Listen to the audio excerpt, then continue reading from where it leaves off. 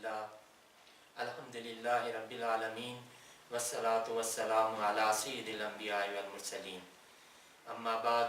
فاعوذ باللہ السمیع العلیم من الشیطان الرجیم بسم اللہ الرحمن الرحیم رب اشرح لی صدری ویسر لی امری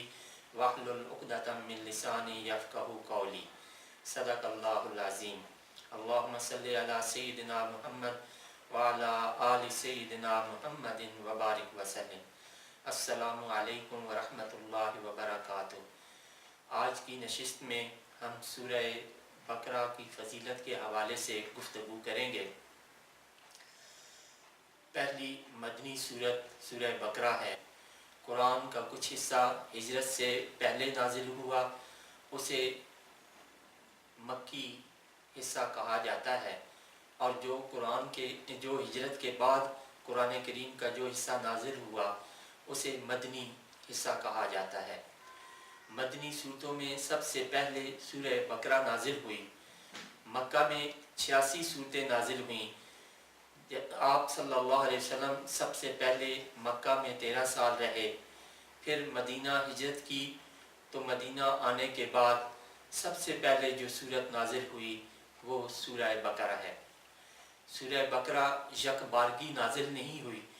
بلکہ 10 سال کے عرصہ میں بتدریجاً ان لوگوں کی ضروریات کے مطابق جو ہے وہ نازل ہوئی۔ اس کا اکثر حصہ جو ہے وہ ہجرت کے پہلے سالوں میں نازل ہوا، اور اس کا کچھ حصہ جو ہے وہ 10 ہجری کو نازل ہوا، جیسے حرمت سود، یہ 10 ہجری، اس کی آیات جو ہیں وہ 10 ہجری کو نازل ہوئیں۔ قرآن کریم ان لوگوں کی ضرورت کے مطابق تھوڑا تھوڑا کر کے نازل ہوتا رہا، اور 23 سال میں مکمل ہوا۔ اور سورہ بقرہ یہ 10 سالوں کے عرصہ میں جو ہے وہ مکمل ہوئی، اور ان لوگوں نے، صحابہ کرام نے اس کے سیکھنے میں انتہا درجہ کی جو ہے وہ محنت اور شوق اور اخلاص کا مظاہرہ کیا۔ کئی صحابہ کرام نے اس کو 10 سال کے عرصے میں سیکھا، کئی نے اس کو 7 سال کے عرصے میں سیکھا، کئی نے اس کو 3 سال کے عرصے میں جو ہے وہ سیکھا، اور حضرت عمر رضی اللہ تعالیٰ عنہ نے اس کو 2.5 سال کے عرصے میں جو ہے وہ اس کو سیکھا۔ وہ لوگ، انہیں اس چیز کا ادراک تھا، انہیں اس چیز کا احساس تھا کہ علم جو ہے وہ بغیر عمل کے وبال ہے، اس لیے وہ جس چیز، جو قرآن کی آیت نازل ہوتی اس پر غور و فکر کرتے، اس کو سیکھتے، اس پر غور و فکر کرتے، اور اس پر جو ہے وہ عمل کی پوری کوشش کرتے۔ صحیح مسلم شریف کی روایت ہے، حضرت ابو امامہ رضی اللہ تعالیٰ عنہ سے روایت ہے، وہ بیان کرتے ہیں کہ نبی کریم صلی اللہ علیہ وسلم نے ارشاد فرمایا، قال رسول اللہ صلی اللہ علیہ وآلہ وسلم اقرأ القرآن فإنه يأتي يوم القیامة شفیعا لأصحابہ۔ کہ رسول اللہ صلی اللہ علیہ وسلم نے فرمایا کہ قرآن کریم کی تلاوت کیا کرو، کیونکہ یہ اپنے قیامت والے دن اپنے پڑھنے والوں کے لیے شفاعت کا باعث بنے گا، ان کی شفاعت کرے گا۔ اسی طرح نبی کریم صلی اللہ علیہ وسلم نے ارشاد فرمایا، یوتا بالقرآن یوم القیامہ وآلہ الذین کانوا یعملون بہ تقدمہ سورۃ البقرہ وآل عمران کأنہما غمامتان او ذلتان سوداوان بینہما شرک او کأنہما حزقان من طیر صواف تحاجان عن صاحبہما۔ صدق رسول اللہ صلی اللہ علیہ وسلم۔ کہ قیامت کے دن قرآن اور ان لوگوں کو جو دنیا میں اس پر عمل کرتے تھے بارگاہ الہی میں پیش کیا جائے گا۔ سورہ بقرہ اور آل عمران ان کے آگے ہوں گی۔ یہ دونوں صورتیں اس طرح آئیں گی گویا کہ وہ 2 بدلیاں ہیں، یا 2 سیاہ صاحبان ہیں اور ان کے درمیان روشنی ہے، یا وہ دونوں ایسے آئیں گی گویا ان کے وہ پر پھیلائے ہوئے پرندوں کے 2 جھنڈ ہیں۔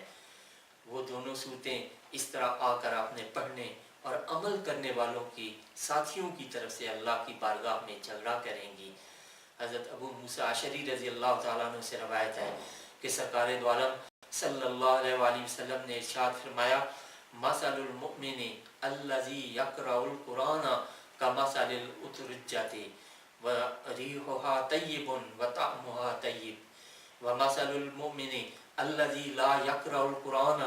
کمثل التمرۃ لا ریح لها وطعمها حلو ومثل المنافق الذی یقرأ القرآن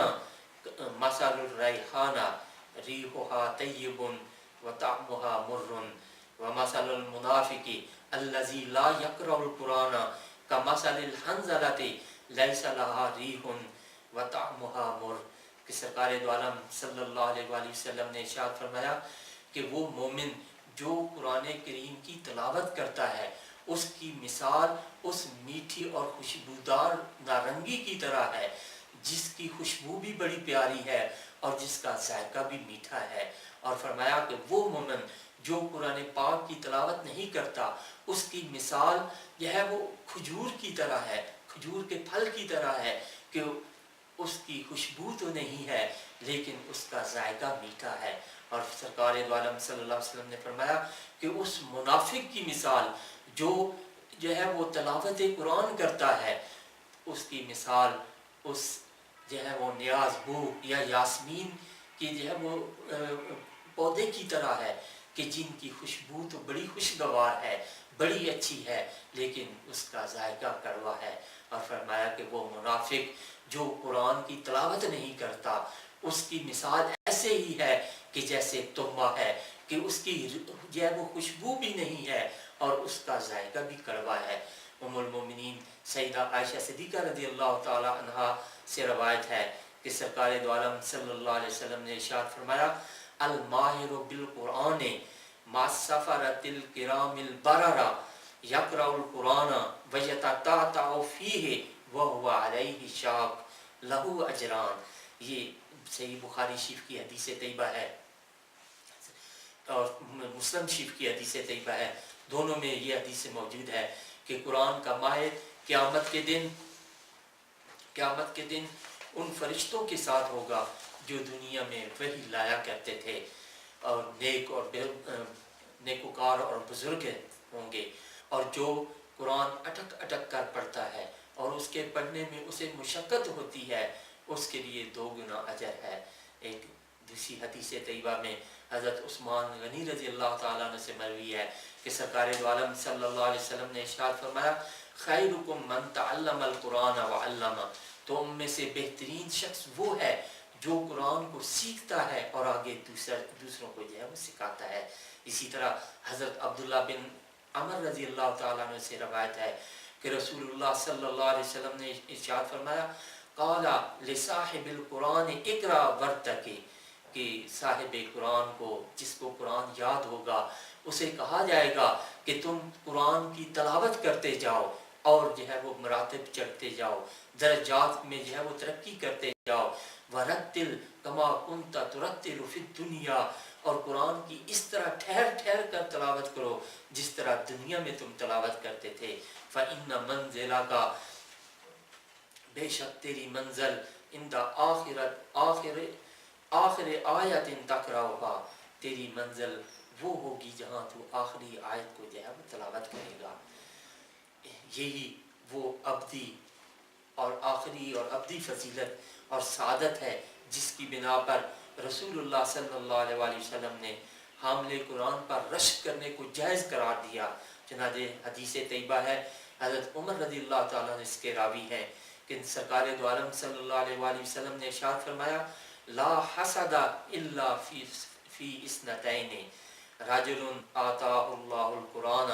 فہو یقوم بہ آناء اللیل و آناء النہار، کہ رشک کسی کے لیے جائز نہیں ہے سوائے 2 لوگوں پر، ایک جس کو قرآن کریم کی دولت عطا کی گئی اور پھر وہ راتوں اور دنوں کی گھڑیوں میں کھڑے ہو کر قرآن پاک کی تلاوت کرتا ہے، اور وَرَجُلٌ آتَاهُ اللَّهُ مَالًا، اور وہ آدمی جس کو اللہ کریم نے غنا عطا فرمائی ہو، جس کو مال و دولت عطا فرمایا ہو، فَهُوَ يُنْفِقُهُ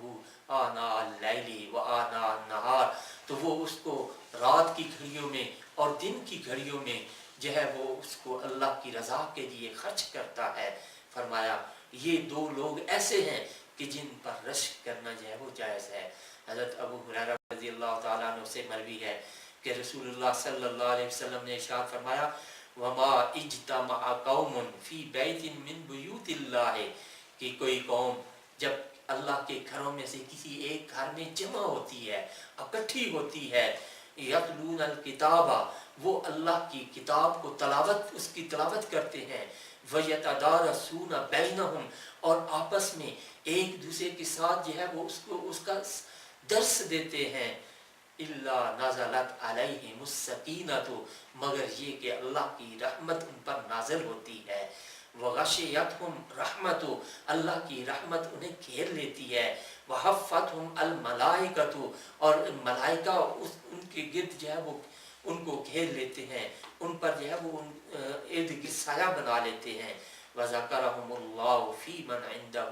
اور اللہ کریم ان لوگوں کا ذکر کرتا ہے جو فرشتے اس کے پاس ہوتے ہیں۔ تو جو لوگ اللہ کے گھروں میں سے کسی گھر میں جمع ہو کر اللہ کی کتاب کی تلاوت کرتے ہیں اور آپس میں ایک دوسرے کے ساتھ اس کا تکرار کرتے ہیں یا درس دیتے ہیں، تو ان پر اللہ کی طرف سے تسکین و رحمت نازل ہوتی ہے اور انہیں اللہ کی رحمت ڈھانپ لیتی ہے، فرشتے انہیں گھیر لیتے ہیں اور اللہ تعالیٰ ان فرشتوں میں ان کا ذکر کرتا ہے جو اس کے پاس ہوتے ہیں۔ اس کا ایک مفہوم تو یہ ہے، اور ایک دوسرے کو قرآن کا درس دیتے ہیں، یعنی قرآن کے علوم و معارف پر مذاکرہ اور مباحثہ کرتے ہیں۔ دوسرا مفہوم قرآن مجید کا کہ وہ باہم دور کرتے ہیں، یعنی ایک دوسرے کو قرآن کریم سناتے ہیں۔ یہ دونوں کے مفہوم صحیح ہیں کیونکہ دونوں کا کام ہی محمود اور مستحسن ہے اور اللہ کی خصوصی رحمت و رضامندی کا باعث ہے۔ وآخر دعوانا الحمد للہ رب العالمین۔